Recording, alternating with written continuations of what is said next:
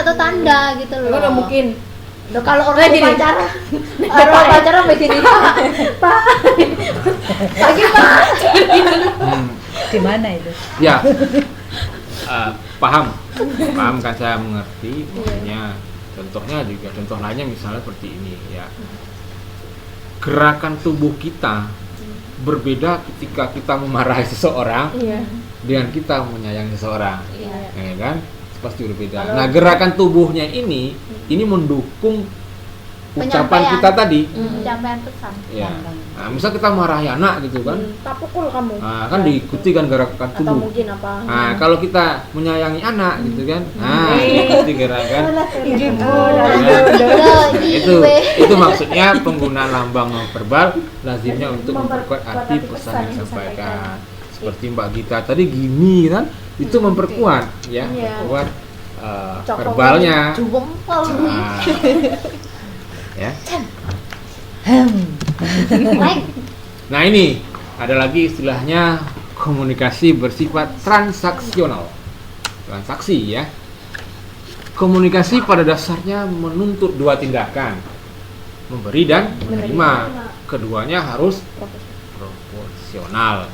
Apa yang kita terima nilainya besar kecilnya tergantung pada apa yang kita berikan. Pengertian transaksional, transaksi di sini transaksional juga menunjuk pada suatu kondisi bahwa keberhasilan komunikasi tidak hanya ditentukan oleh salah satu pihak, tetapi oleh kedua belah pihak yang terlibat dalam komunikasi. Komunikasi akan berhasil apabila memiliki kesepakatan tentang yang dikomunikasikan. Nah, ini coba contohnya seperti apa? Komunikasi yang bersifat transaksional. Ya, transaksi. Ya, intinya di sini komunikasi akan berhasil apabila memiliki kesepakatan tentang yang dikomunikasikan. Oh, berarti seperti tawar menawar itu ya. Ya, jadi pertama pengetahuannya sama, misalnya mau berbicara masalah apa, sama-sama sudah mengetahui sebelumnya, ya. Iya. Itu aja. Ya, kemudian di sini dikatakan bahwa keberhasilan komunikasi tidak hanya ditentukan oleh satu pihak, tapi oleh dua pihak. Ya. Itu udah pasti itu. Kalau kita ngomong sendiri kan tidak mungkin kan? Tidak mungkin kan? Gimana komunikasi akan berjalan, kemudian gimana transaksi akan berjalan dengan baik, ya. Kan transaksi seperti apa? Ada penjual, ada pembeli kan? Ya, kalau misalnya saya membeli, menjual gitu kan, yang sibuk sell aja gitu kan, ngomong, tapi tidak ada yang membelinya kan, tidak terjadi juga. Ya. Seperti itulah kira ya. Sabar dulu ya, kok sudah ringkas-ringkas masih. Oh, bukan nyari sesuatu. Oh, nyari sesuatu ya. Oh, itu makanannya sudah habis kayak gitu lah. Biasanya dia diem kalau ada makanan. Sajen. Nah, kemudian ini yang keenam, komunikasi menembus faktor ruang dan waktu. Wah, ini sudah zaman sekarang ini. Ya. Makanya saya masukkan gambar ini ya, ini gambar dunia ya. Komunikasi menembus faktor waktu dan ruang.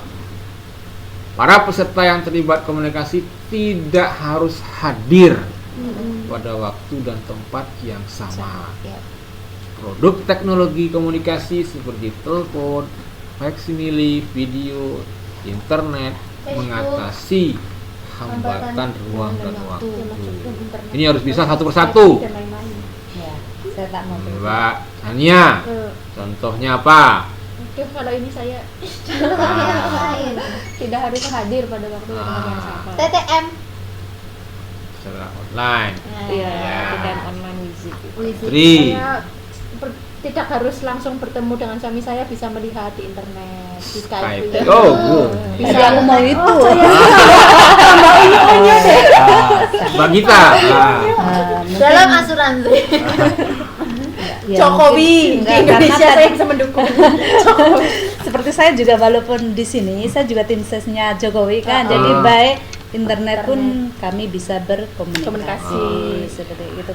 Terus apalagi ya mungkin baik walaupun pusat saya di Jakarta, Prudensial Jakarta, tapi saya juga bisa memproses anak-anak yang di sini untuk jadi kliennya investasi kami. Pada dasarnya kita tuh berkomunikasi tidak ada batas ruang dan waktu.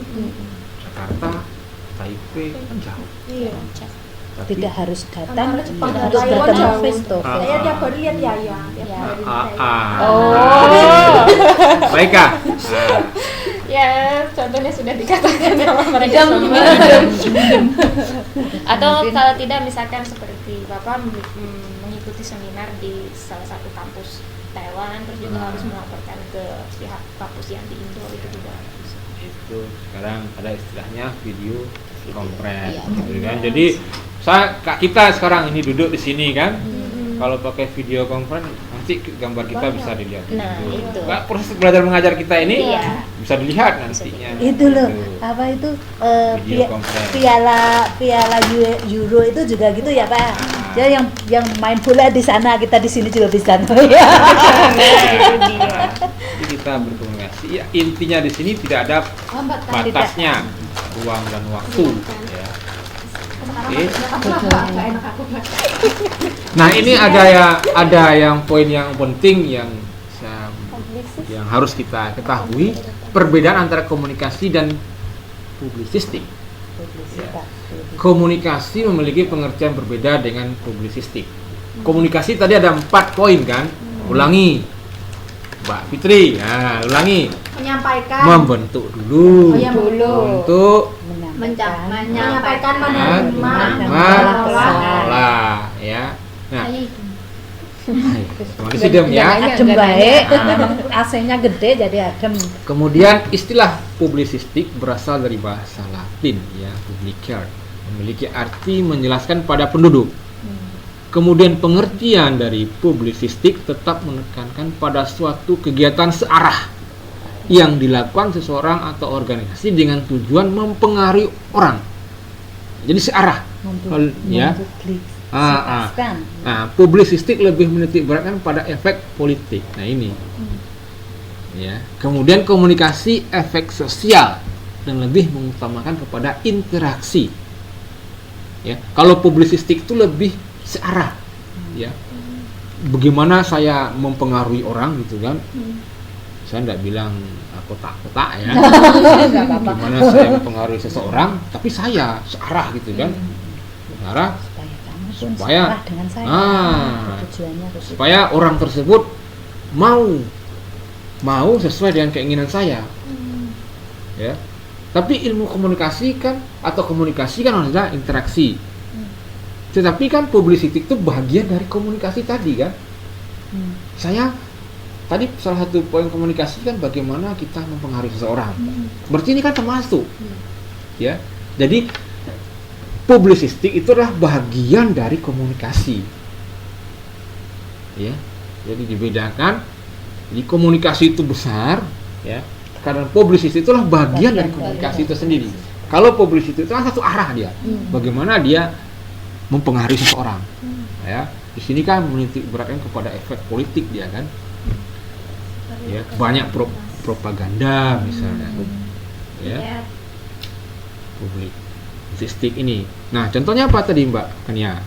Lagi. Kayak menjadi seorang manajer humas, dimana mereka itu kalau humas itu kan beda dengan hubungan apa? Kalau humas itu kan beda dengan manajer. Intinya gitu. Kalau humas kan mereka searah mencari dan menginformasikan, sedangkan kalau manajer itu kan lebih luas. Bisa nggak? Ya, kita tampung dulu, Mbak Gita.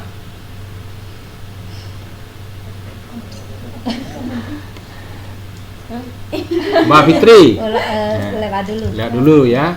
Nanti timbul ide. Yang poin mana? Iya, aku juga ngeblank poin mana. Nah, gini. Jadi intinya itu perbedaan antara komunikasi dan publisistik. Publisistik. Gini. Ya. Jadi Kalau contoh komunikasi itu kan ada tuai.